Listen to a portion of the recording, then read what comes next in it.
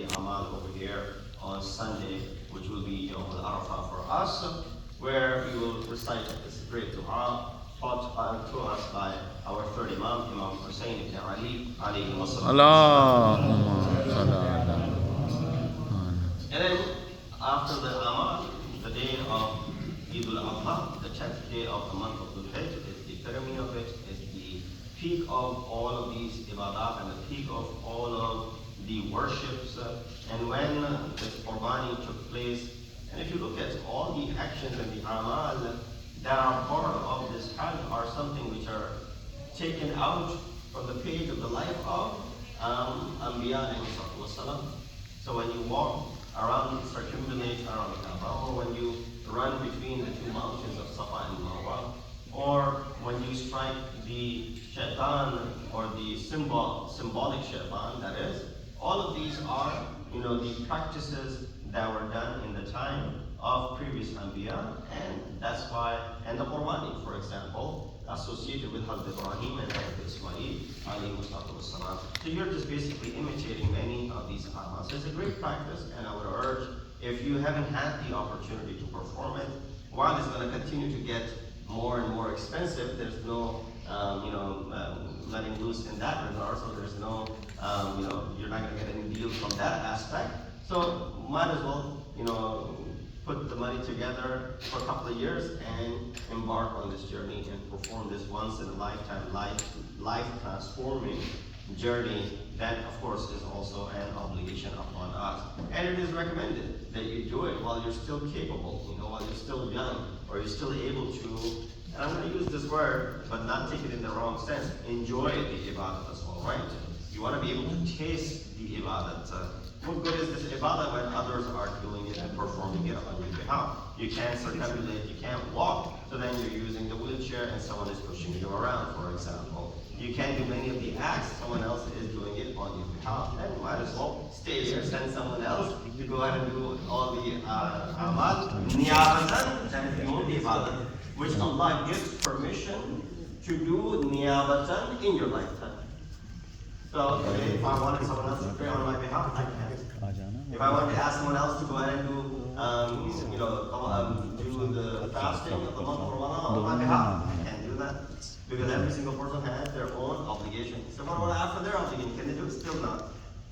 The only ibadah that is permissible that you can ask in your lifetime is the Hajj, that you can ask, if you hire someone, that they can go ahead and perform it on your behalf. So the ayat which I recited, I won't take too much of your time, is from chapter 22, verse number 37. It says, it is not their flesh or blood that reaches Allah subhanahu wa ta'ala, rather it is the piety that reaches Allah subhanahu wa ta'ala. Thus has He disposed them for your benefit, so that you may magnify Allah for His guiding you and give good news to the virtuous.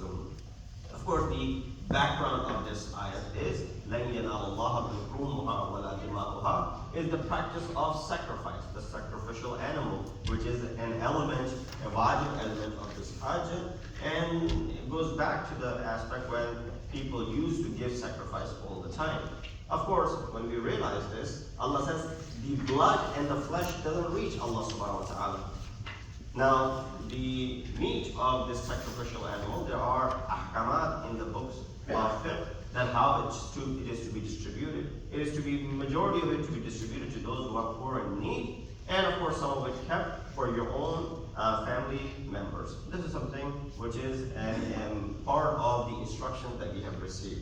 But when Allah says, لَنْ يَنَالَ اللَّهَ لُحُومُهَا وَلَا دِمَاؤُهَا, that the flesh and the blood does not reach Allah subhanahu wa ta'ala, even the blood is not useful for us, let alone for Allah subhanahu wa ta'ala. Well, the blood is that blood of the animal. Is that any useful for us? Is there any usage for us? Practically speaking, I'm sure some people that may have found some usage of this blood. But practically speaking, if someone gives you, a bucket full of animal's blood, what good is that for you? You're going to throw it away, the jasad and all that stuff along with it. So with that said, the blood is not useful for us, let alone for Allah subhanahu wa ta'ala. Why would He then go ahead and say, لَنْ يَنَالَ اللَّهَ لُحُومُهَا وَلَا دِمَاؤُهَا, when it's not even useful for us? So we understand that Allah subhanahu wa ta'ala is pointing in the direction of the practice of zaman jahiliyyah. that how people in the time of Jahiliyyah, they used to practice this. They would sacrifice the animal and then they would go ahead and spray the blood on the walls of Kaaba. Or even they would spray the blood on top of their handmade idols. And they would give respect to this blood, won't let a drop onto the ground, for example, or use it in variety of ways where they would revere this blood. Of course, to shatter that practice, to remove that practice from the community, that no, this blood does not reach Allah subhanahu wa ta'ala, even if you are doing it for your false idols and the false deities, still it does not reach them, it does not do any benefit to them, so therefore it does not reach Allah subhanahu wa ta'ala either. So don't continue that practice of Jahiliyyah by spraying this blood, for example, on the foundations, or spraying this blood on the walls of Kaaba, or spraying this blood onto yourself for that matter, because this practice has no backing when it comes to Islam. Now with that said, we look at how the other aspects of لَن يَنَالَ اللَّهُ لُحُومُهَا وَلَا دِمَاؤُهَا is concerned. That Allah subhanahu wa ta'ala orders Hazrat Ibrahim in that famous dream of his that he sees, and he wants to oblige to the dream that he has seen. And right away, what does he do? He goes ahead and he offers his son, he speaks to his son that, oh my son, I have seen such a dream, what do you say about it? Of course, he doesn't need to consult with his son. He is the Nabi of Allah subhanahu wa ta'ala. Him being the Nabi of Allah subhanahu wa ta'ala, this wahi, this dream is a wahi for him. And he has to, execute this wahi of Allah subhanahu wa ta'ala. There's no, as we say in Farsi, chuno chera. Why should I do this? Why upon me? And so on and so forth. But he still insists and asks his son to show the world that there was complete consent and readiness from my son as well. That when I told him that Allah has given me this vision to go ahead and sacrifice you, what do you say about it? What is your opinion? Literally, translation would be فَانْظُرْ مَاذَا تَرَى. What does it translate as? What's your opinion? فَانْظُرْ means, what do you see it like? Meaning, what's your opinion?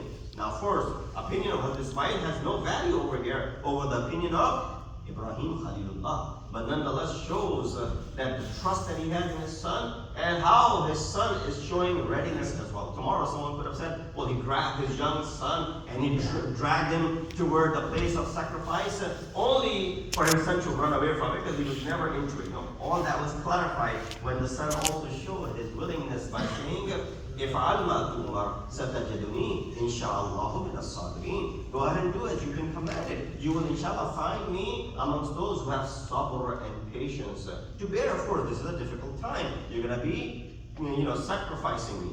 Now, why use this example? A lot of time when we explain this example to non-Muslims, although in the Christian and the Jewish scriptures you find this story is there.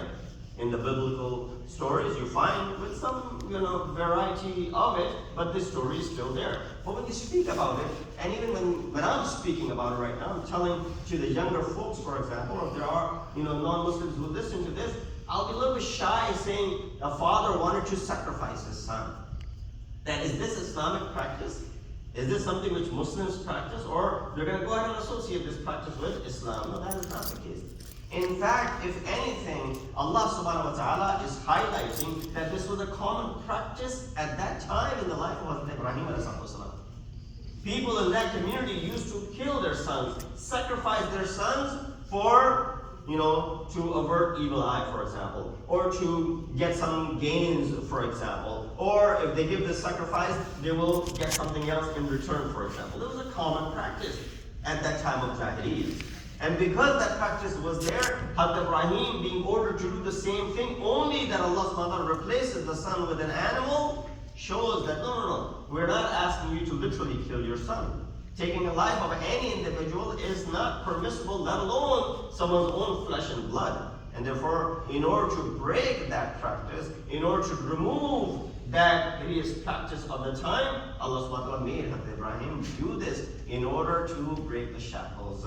Because this is how Allah subhanahu wa ta'ala deals with the problems of the community and the society. He brings his Nabi to go ahead and do the same exact thing, and only to go ahead and rectify and clarify. Did you forget? In the month of Ramadan, when we were speaking and doing the tafsir of Surah Zumar, and we had done the tafsir of Surah Ahzab, Before that as well, in Surah Ahzab, there was a discussion of how Rasulullah married,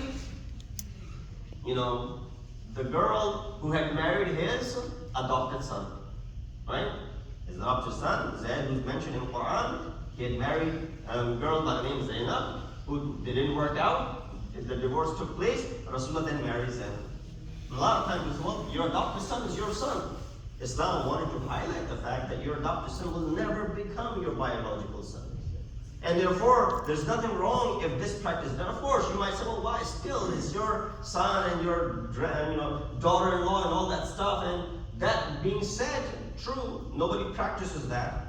But in order to remove that doubt from the society, that had to be practically done, and thus Rasulullah performed that. Not that he was in need of another marriage for that matter. Similarly, Allah subhanahu wa ta'ala is not in need of any of these amal, any of these ibadah. Sallu ala Muhammad wa ali Muhammad.